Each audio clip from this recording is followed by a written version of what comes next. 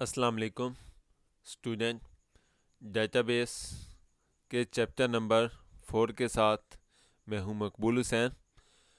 आज हमारा lecture number 29 है। चैप्टर का नाम है डेटा इंटीग्रिटी एंड नॉर्मलाइजेशन। आज के लेक्चर में जो हम टॉपिक डिस्कस करेंगे उसका नाम है ट्रांजैक्टिव डिपेंडेंसी। इससे पहले हमने first normal form, second normal form discuss कर लिया है। अगर किसी ने वो लेक्चर नहीं सुने तो पहले वो लेक्चर सुन ले ताकि आपको ये वाला टॉपिक आसानी के साथ समझ आ सके। ट्रांजैक्टिव डिपेंडेंसी की डेफिनेशन देखते हैं। The transitive dependency is a type of functional between two or more non keys attribute.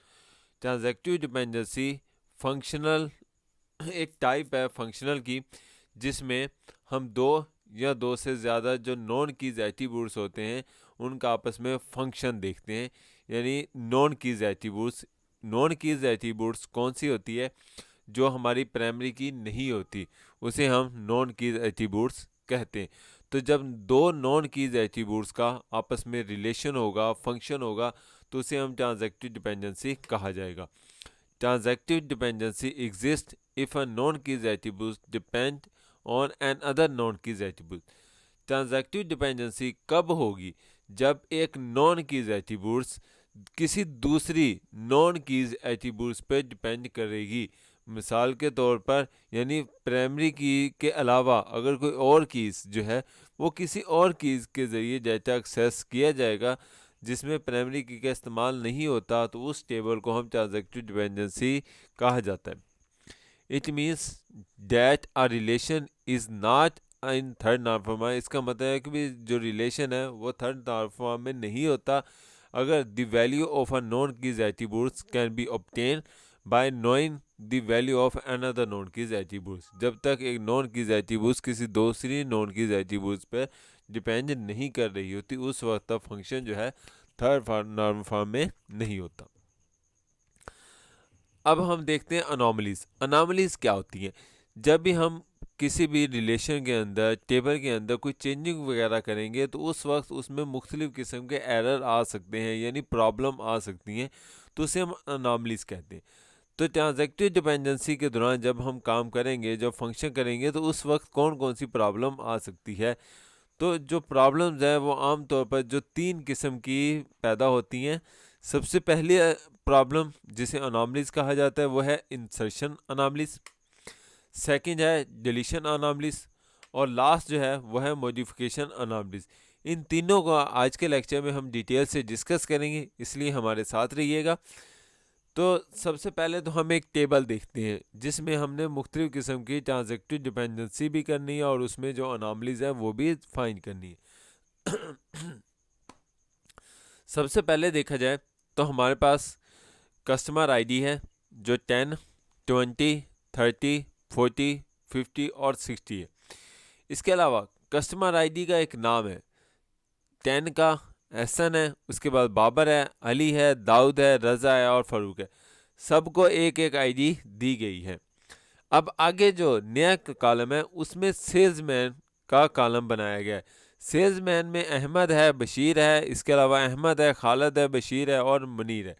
अब देखा जाए तो यानी अहमद जो एहसन है वो किसका सेल्समैन जो है? अहमद का। अहमद सेल्समैन है एहसन का। और अगला जो लास्ट टेबल है वो है रीजन का। उसमें रीजन में बताया गया है कि भी अहमद जो है वो कौन सी रीजन में काम कर रहा है। तो अहमद जो है साउथ में काम करता है जी। अब हम इसमें देखते हैं, यानी रीजन में हमने वो देख लिया कि भी अहमद जो है वो साउथ में काम करेगा, बशीर जो है वेस्ट में, अहमद जो है वो साउथ में, इसके अलावा खालिद जो है ईस्ट में काम करता है, इसी तरह बशीर वेस्ट में और मुनीर जो है वो नॉर्थ में काम करते हैं। ठीक है, ये हमारे पास टेबल है। लेकिन अब हम इसको ट्रांजैक्टिव डिपेंडेंसी में कैसे देखेंगे? तो देखा जाए तो हमारे पास कस्टमर आईडी के ज़रिए हम नेम और सेल्समैन को एक्सेस करते हैं, जिस तरह आपको यहाँ पर दिखाया गया है। यहाँ पर देखें हमारे पास कस्टमर आईडी है, उसके ज़रिए हम दो एट्रीब्यूट्स को एक्सेस कर सकते हैं, नेम और सेल्समैन को। तो नेम और सेल्समैन जो है वो नॉन कीज एट्रीब्यूट्स हैं। लेकिन आगे देखा जाए तो हम सेल्समैन के ज़रिए जो है वो रीजन को एक्सेस कर रहे हैं। मींस जो हम अभी बेस बना रहे थे, आपको बता रहे थे, यानी जो सेल्समैन है वो भी नॉन कीज है और रीजन जो है वो भी नॉन कीज है। तो हमने ट्रांजैक्टिव डिपेंडेंसी में यही बताया है कि नॉन कीज एट्रीब्यूट्स पे डिपेंड करती है। ठीक है, तो यानी ऊपर वाले टेबल में तो प्राइमरी की के ज़रिए हम बाकी चीज़ों को, बाकी एट्रीब्यूट्स को एक्सेस करते हैं, लेकिन नीचे वाले में अगर हम देखा जाए तो सेल्समैन जो डिपेंड करता है रीजन पर, तो इसका मतलब non keys attribute non keys पर ही डिपेंड करती है। तो the above relation is in the second general because the primary की कंसिस्ट ऑफ सिंगल एट्रीब्यूट, क्योंकि जो एट्रीब्यूट्स है वो सिर्फ सिंगल एट्रीब्यूट्स है।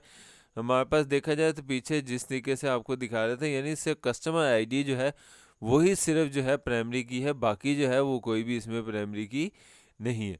तो transitive dependency exist in the relation, तो इसमें हमारे पास क्या होगा, ट्रांजैक्टिव डिपेंडेंसी मौजूद होगी। The reason is functionality depending on the salesman and salesman is functionally dependent, ठीक है, on the customer ID। तो यानी हमारे पास जो इस रीजन के अंदर क्या होगा, रीजन जो है वो डिपेंड करता है सेल्समैन पर, और जबकि सेल्समैन जो है वो डिपेंड किस पर कर रहा है, वो कस्टमर आईडी पर डिपेंड कर रहा है। तो इट मीन रीजन जो है ट्रांजैक्टिव डिपेंडेंट है ऑन दी कस्टमर आईडी पर, यानी रीजन को अगर एक्सेस करना है तो वो भी कस्टमर आईडी पर ही है, लेकिन वो किसी के थ्रू आएगा, इसलिए इसको ट्रांजैक्टिव डिपेंडेंसी कहा जाता है। अब ट्रांजैक्टिव डिपेंडेंसी में देखा जाए तो 3 अनॉमलीज है, इंसर्शन, डिलीशन और मॉडिफिकेशन अनॉमलीज। अब हम इन तीनों को देखते हैं कि जब अगर हमने किसी अपने टेबल के अंदर इंसर्शन करना हो, इंसर्ट करना हो, तो कौन सी एरर आते हैं। तो सबसे पहले तो हम टेबल देखते हैं। आपके सामने ये टेबल वही जो आपको पहले दिखाया गया है। तो यहाँ पर जो आईडी है, तो अगर हम नया सेल्समैन ऐड करना चाहते हैं, कहता है insertion the anomalies occurs when a new record insert in the relation. अगर हमने कोई नया रिकॉर्ड इंसर्ट करना है तो उस वक्त जो एरर आता है उसे इंसर्शन अनॉमलीज कहते हैं। मिसाल के तौर पर हम एक न्यू सेल्समैन जो है जिसका नाम आबिद है, वो एक कंपनी ज्वाइन करता है और उसे हम नॉर्थ रीजन में ऐड करना चाहते हैं, लेकिन the record of new salesman can not be enter until the customer, क्योंकि हम कस्टमर सेल्समैन का रिकॉर्ड जो है ना वो एंटर नहीं कर सकते, क्योंकि उसका कस्टमर जो है वो नहीं है हमारे पास। तो इसलिए क्योंकि हम डायरेक्ट जो है ना सेल्समैन को ऐड नहीं कर सकते, उसके लिए हमें पहले उसका कस्टमर आईडी बनाना पड़ेगा किसी के थ्रू, और जो प्राइमरी की बनेगा। तो इसलिए जो है जब भी हम इंसर्ट करेंगे प्रॉब्लम आएगी। जिस तरह देखो ना, यहाँ पर एक नया सेल्समैन को याद आता है, जिस तरह आबद हमने ऐड करना है, तो आबद जो है वो साउथ में या नॉर्थ में हम ऐड करते हैं, लेकिन उसके बैक पर देखा जाए तो उसका तो कस्टमर आईडी नहीं है, इसलिए प्रॉब्लम आएगी।